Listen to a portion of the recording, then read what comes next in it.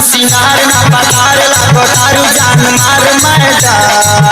चाहर गजरा कठोर देती मोहिनी बीमार मैडम हरे करिएवा ना पतार लागो तारू जान मार मैडम चाहर गजरा कठोर देती मोहिनी बीमार मैडम तमला कैसे रूबा भली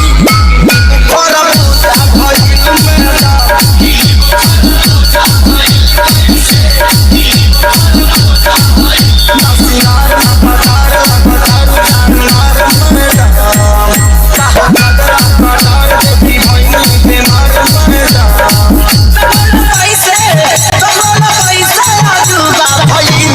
हरे करिएवा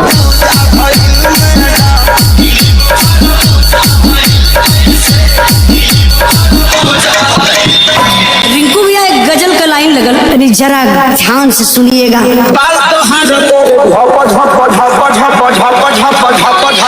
करे लप लप लप लप लप लप